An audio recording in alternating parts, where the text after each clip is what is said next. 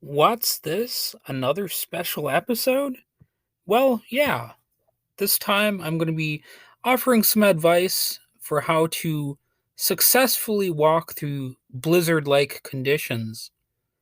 And you might be wondering, well, how does this Wade guy know anything about that? Well, to be perfectly honest, I have plenty of experience walking through blizzards. In fact, I've done that in the last few days. I've walked 2.5 miles to and from work, and that's 2.5 miles each way in what is officially blizzard like weather. And there are safe ways of doing that. So I'm going to get into that. And one of the first pieces of advice that I've got for you is simply to stay hydrated before you head out there. You know, if you're going to be walking through snow and huge snow drifts, and really just walking in general, you'll probably want to, be hydrated, be refreshed. And because when you're out there, you can get tired, you can get thirsty. It's like anything, it's not just for hot weather that you want water in your system, right? So keep that in mind. You might even want to bring a water bottle with you if you feel so inclined. Um, but anyway, here's some more common sense stuff. Aside from, if you want to consider just staying home and not going out, if that's not an option for you, well, one of the most basic ideas is to just wear a warm jacket, of course. I try to do that. And if you're going out in that kind of weather, well, you'd kind of have to be stupid to not have a warm jacket. Um, it could be very dangerous if you don't have one. In fact, go ahead and get yourself a warm jacket. You don't want to be one of those macho people who's walking out and about and you don't have a jacket, you don't have gloves. You might want to get a scarf even. And I got to tell you, I'm not really a scarf kind of guy, but I'm not going to make fun of you if you want to wear a scarf and you're walking in extreme weather, right? Could be extremely cold. Like, well, oddly enough, the weather that I was walking in this morning, it actually wasn't that extremely cold the entire time, but there were occasional wind gusts that were pretty extreme.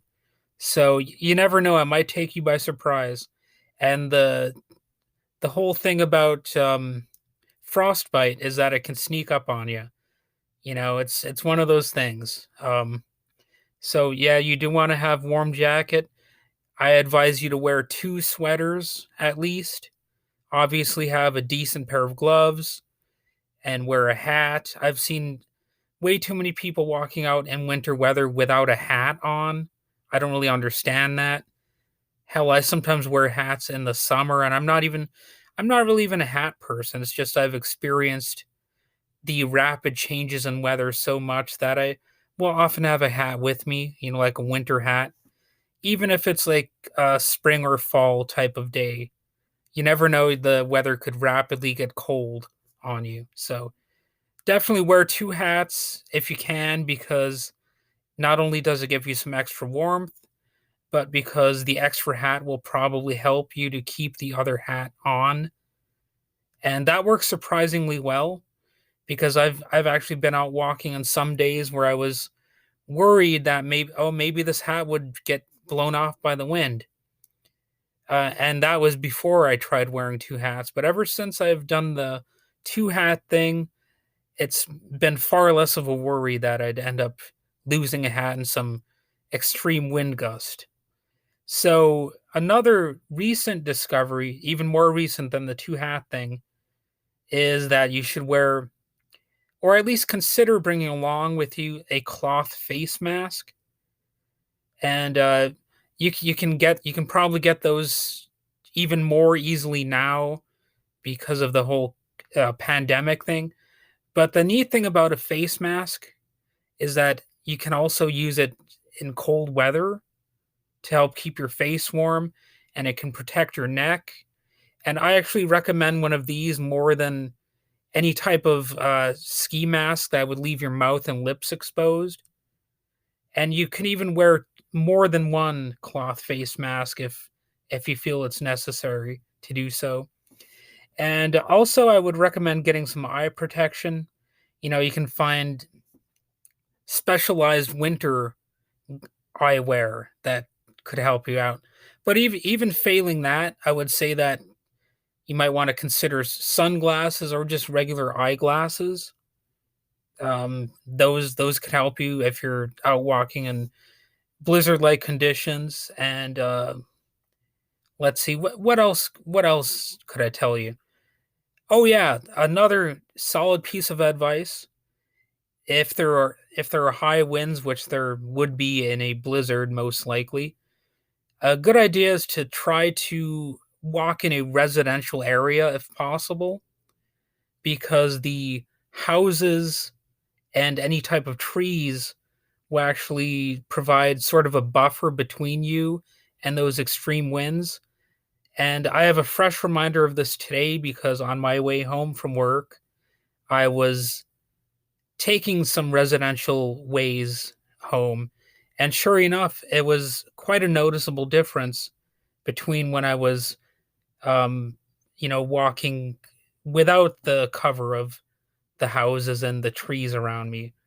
When I was just exposed to those high winds, you'll definitely notice the difference. You'll feel it. Um, you know, but hopefully, like I said, if you are layered up and insulated from the cold, you won't notice the difference as much as you would otherwise.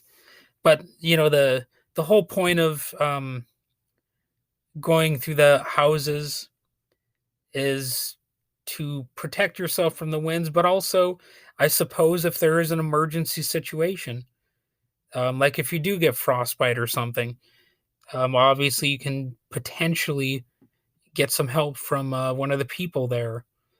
So thankfully, that's never happened to me. Um, but this is a good piece of advice. I think everything I've told you here is actually pretty worthwhile.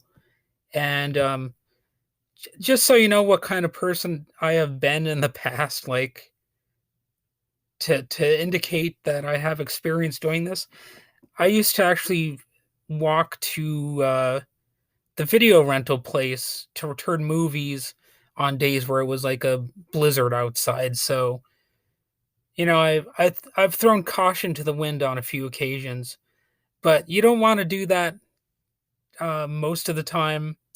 You can be foolhardy, but you just know that you're taking a chance, and that's really one of the best pieces of advice right there. Is just you might not want to be taking unnecessary risks. And let's see what. Oh yeah, like as far as the kind of weather I experience, I live in the Upper Peninsula of Michigan. It's known to be snowy and cold here, although it's usually not as cold in this area as it is in Minnesota. But we do get a lot of snow, and we deal with snow drifts a lot. So I guess as another piece of advice, it would be to wear, obviously some good boots. I would advise you to definitely be prepared to deal with snow drifts and getting tired from those, because that's something I dealt with today. And it's also a good idea to have a sort of route, however that word is pronounced. Um, it's a good idea to map your journey out a little bit in advance so you have like the best path forward, I guess. And obviously, if some of this stuff isn't possible for you, you're just going to have to make the best out of whatever situation you have. And I understand there might be some emergency situations where you don't have all of these things, but that's why you should plan in advance. Make sure you have, all of these basic little checklist items checked off. You know what I'm saying? And if you do all that, you'll actually probably be safe. You might even be safer on foot than somebody would be in a vehicle. Um, Not to say that winter driving is always dangerous. Not to say you're going to be completely safe as a pedestrian, but if you take these safety precautions to heart, I think you'll increase your chances of having a relatively easy experience while walking in a blizzard. So, all right, that's all I have to say about it. I'm not going to, get too much more into this.